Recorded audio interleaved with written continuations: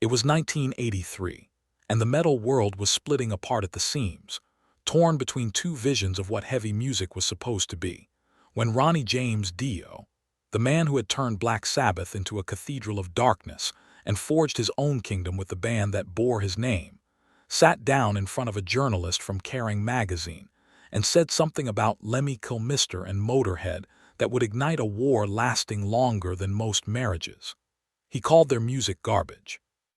Not in those exact words at first, but the meaning was razor-sharp and unmistakable, a dismissal so total and so public that it reached Lemmy within hours, carried by the backstage whisper network that connected every dressing room and tour bus across England and America.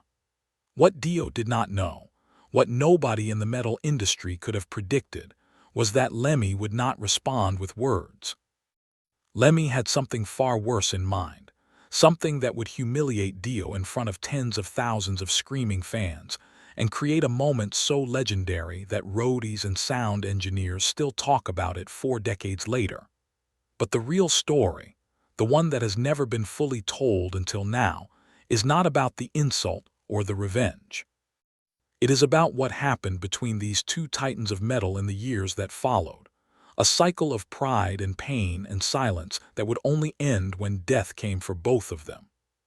If this story hits you the way it should, make sure you are subscribed to this channel, because what you are about to hear is the kind of thing the metal industry spent decades trying to bury. To understand why Dio's words cut so deep, you have to understand what 1983 meant for both of these men. Dio had just released Holy Diver, an album that would sell over 1 million copies in the United States alone and cement his reputation as the most powerful vocalist in heavy metal. His face was on the cover of every major rock magazine. Arenas across North America were selling out within hours, and Ronnie James Dio was, by every measurable standard, at the absolute peak of his powers. Lemmy, on the other hand, was fighting a very different battle. Motorhead had released Another Perfect Day earlier that year, featuring new guitarist Brian Robertson, and for the first time the reviews were genuinely harsh. Critics called it confused, fans called it a betrayal, and there were serious conversations happening behind closed doors about whether Motorhead had already peaked. Lemmy was drinking harder than usual, which for a man who consumed a bottle of Jack Daniels every single day was saying something medically impossible.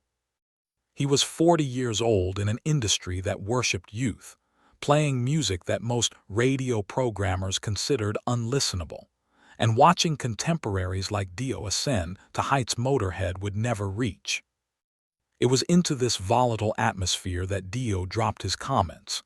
The interview appeared in the October issue, and the substance was brutally clear. Dio told the journalist that there was a difference between heavy metal and noise, that musicianship mattered, that anyone could turn their amplifiers up and bash away at 3 chords, but that did not make it art. He spoke with the authority of a man who had studied music theory, who could read orchestral scores, who approached every vocal performance as a carefully constructed piece of architecture rather than a demolition project.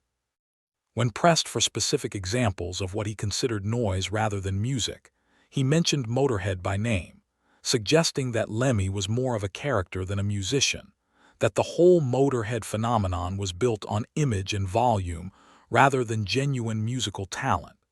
He compared listening to Motorhead to standing next to a jet engine, loud and physically impressive, but ultimately empty of real substance. Now here is the thing that most people never understood about why this particular insult landed like a bomb in Lemmy's world. Lemmy did not care what journalists thought of him.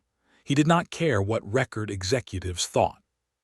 He had survived being fired from Hawkwind in 1975 over a drug arrest at the Canadian border, had built Motorhead from literally nothing, playing to crowds of 15 people in pubs that smelled like stale beer and broken dreams, had watched friends die from overdoses and managers steal his money and critics dismiss everything he created as worthless noise.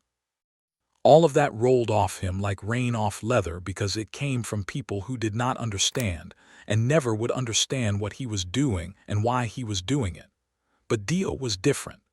Dio was not some clueless outsider or jealous competitor. Dio was a peer, a fellow soldier who had spent years in the same trenches of heavy metal, someone who understood the sacrifice of living on tour buses and sleeping in dressing rooms and pouring your guts out every night for people who might forget your name by morning.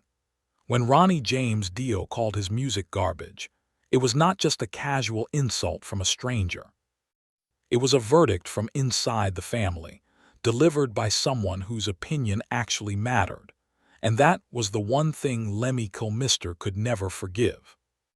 The news reached Lemmy through a chain of roadies, managers, and fellow musicians, and by the time it arrived, the story had grown sharper with each retelling. According to what Lemmy heard, Dio had laughed while making his comments, had mocked his bass playing specifically, and had called Motorhead an embarrassment to the genre. Motorhead's tour manager later recalled that Lemmy went completely silent for nearly 2 hours after hearing the news, which was far more terrifying than any outburst. Silence from Lemmy meant something dangerous was forming beneath the surface, a plan rather than a reaction.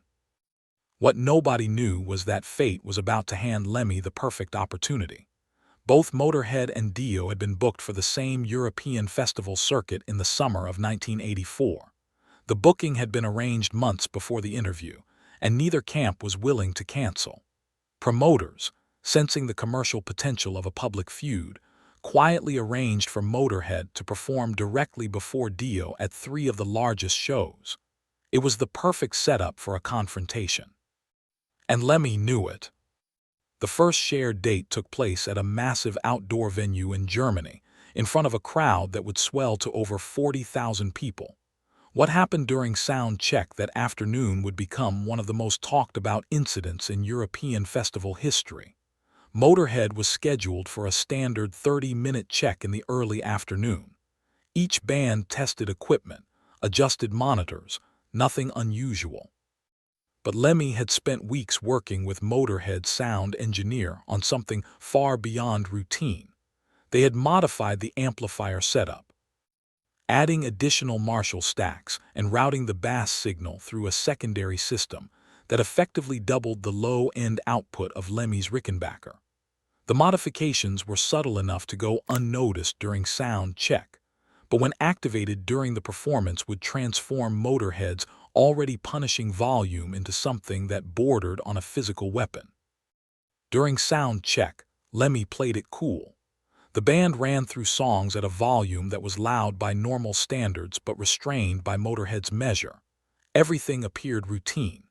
Dio's band arrived later that afternoon, tested their own equipment, adjusted their monitors, and if Ronnie noticed anything unusual about the lingering vibration in the stage floorboards or the strange resonance in the monitor wedges, he did not mention it to anyone. The two camps maintained careful distance backstage, inhabiting separate worlds within the same confined space. Lemmy was stationed at one end of the catering area with his eternal Jack Daniels and Coke, playing cards with his roadies, smoking Marlboros with the slow deliberation of a man who has all the time in the world. Dio was at the other end, surrounded by his band members and management, reviewing the set list and warming up his voice with the disciplined routine he followed before every performance. Witnesses recall that the atmosphere was not overtly hostile, but carried the unmistakable tension of two heavyweight boxers sharing a gym before a title fight. Conversations happened in whispers. Eye contact was avoided. Everyone could feel that something was building toward an eruption, but nobody knew exactly what form it would take or when it would happen. When Motorhead took the stage that evening, 40,000 fans stretched across the field in a state of near religious devotion. Motorhead opened with Ace of Spades, and for the first 3 songs the set proceeded as expected. Loud, fast, aggressive. But approximately 12 minutes in, Lemmy gave a barely perceptible nod to his sound engineer, and everything changed. The additional amplification kicked in, and the volume jumped so dramatically that people in the front rows physically staggered backward. It was not just louder. It was a different kind of sound entirely, a wall of low-frequency bass that you felt in your chest before your ears could process it. The ground vibrated. Beer cups rattled off tables backstage 300 feet away. For the remaining 30 minutes, Lemmy kept the volume at this extraordinary level, driving song after song into the crowd with an intensity that even lifetime Motorhead fans had never experienced. The effect on Dio's performance was exactly what Lemmy had intended. When Motorhead's set ended and the amplifiers fell silent, the ringing in 40,000 pairs of ears did not. The crowd had been essentially deafened. When Dio took the stage 30 minutes later, his famously powerful voice sounded thin and distant to ears still recovering from the sonic assault. The delicate dynamics that made Dio's performances legendary, the way he could whisper then soar to a scream, were completely lost on a crowd that could barely hear the difference between loud and soft. Dio's set was, by his normally impeccable standards, a disaster. Not because he performed badly, by all accounts he sang brilliantly, but because the audience was physically incapable of appreciating it. Dio came off stage furious. He went directly to Motorhead's section of the backstage compound. Dio was a small man physically, barely 5 feet 4 inches tall, but everyone who knew him understood that his size had nothing to do with his capacity for confrontation. He had stood toe-to-toe with Ritchie Blackmore and gone head-to-head with Tony Iommi over control of Black Sabbath. Ronnie James Dio was not afraid of anyone. The confrontation was loud enough that people in adjacent areas could hear it clearly. Dio accused Lemmy of deliberately sabotaging his performance, which was exactly what Lemmy had done, though Lemmy denied it with a straight face and a whiskey that never left his hand. Lemmy told Dio that maybe the problem was not the volume, but the fact that his music could not compete with real rock and roll. A calculated echo of Dio's own criticism turned back like a mirror reflecting fire. The exchange escalated rapidly, with Dio stepping close enough that their faces were inches apart, and for a moment it seemed certain that punches would be thrown. It was guitarist Vivian Campbell who stepped between them, and several crew members who separated the two before it turned violent. Word spread through the festival circuit like wildfire. Every musician, manager, and promoter in European metal knew within days. The feud was now public, personal, and dangerous. Promoters scrambled to rearrange lineups, terrified of repeat incidents, equipment damage, and hearing injury lawsuits. What followed was not a dramatic escalation, but something far more insidious and far more damaging to both men. A Cold War that spread across the entire metal landscape for the better part of 2 years. Lemmy and Dio did not speak. They did not acknowledge each other in interviews. They did not attend the same events.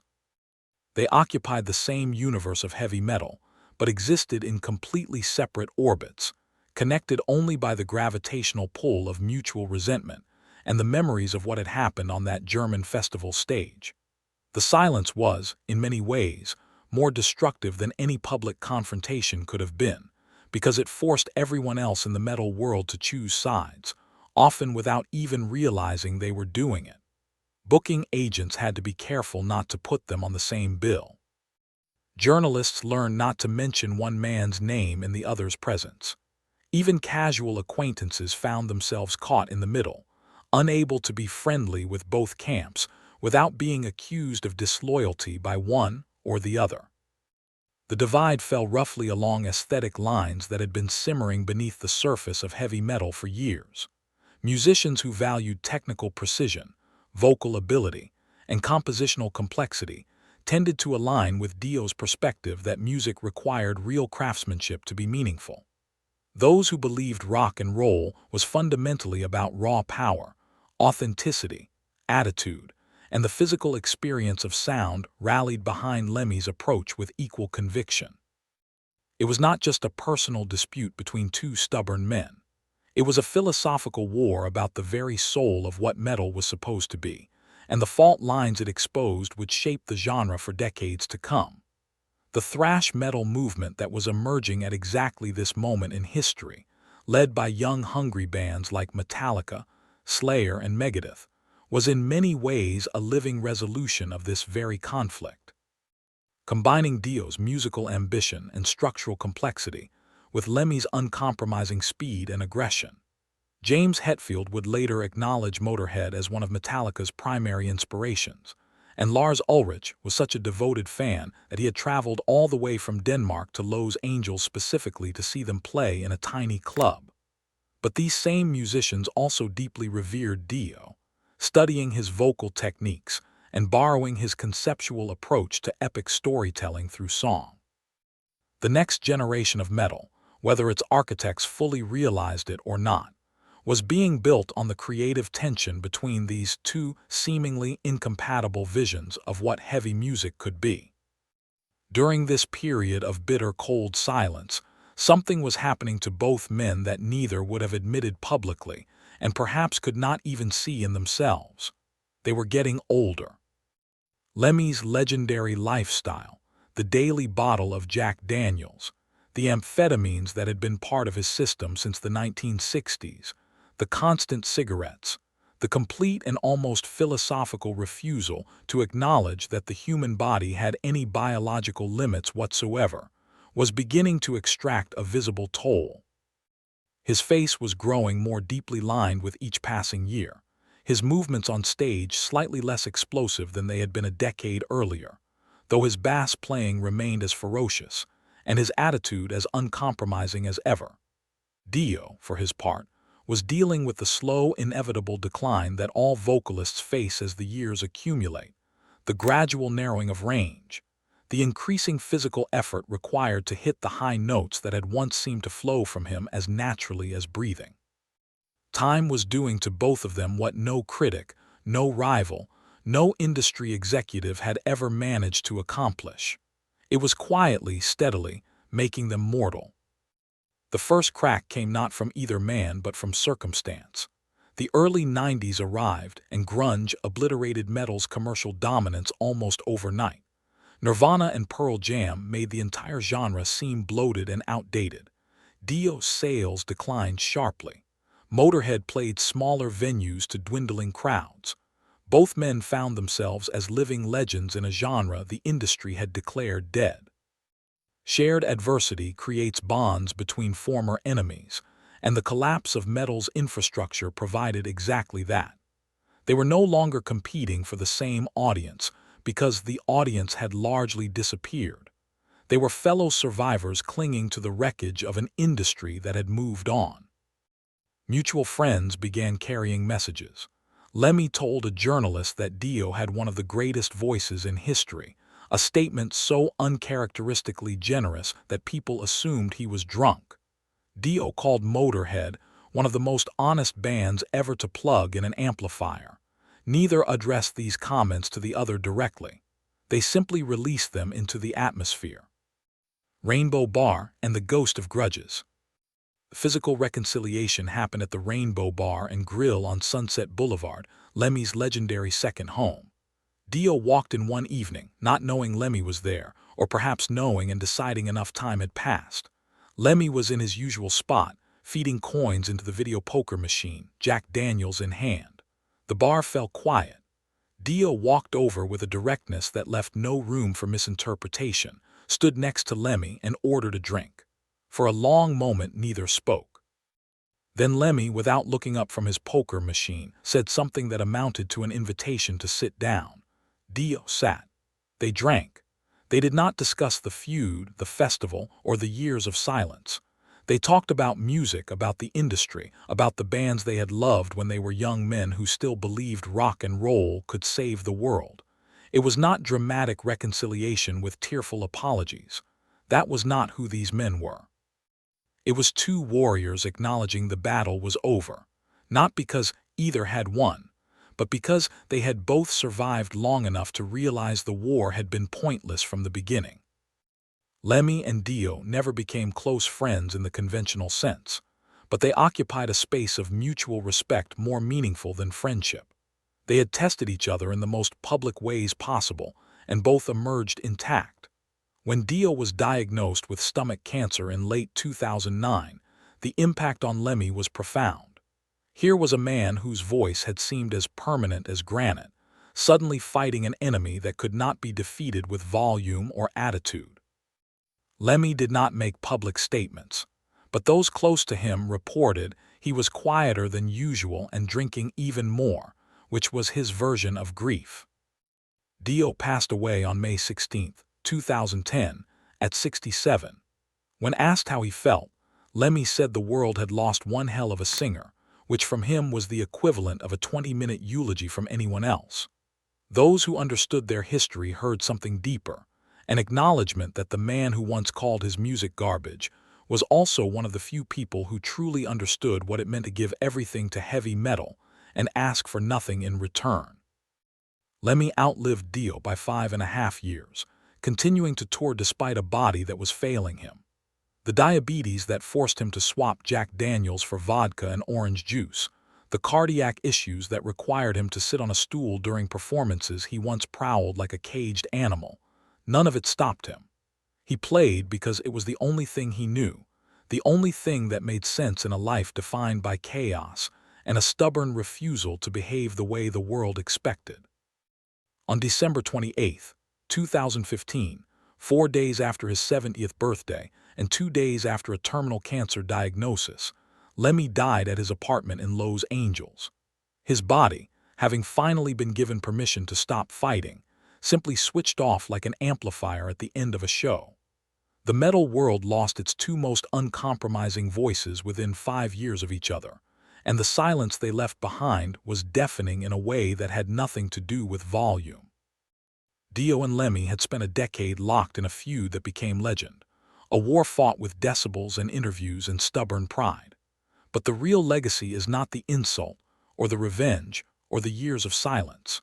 It is that they found their way back before it was too late, that they recognized in each other something deeper than ego, something that connected them as servants of the same impossible God called rock and roll, a God that demanded everything and gave back only noise and glory and an early grave. They answered that call every single night, and the world will not see their kind again.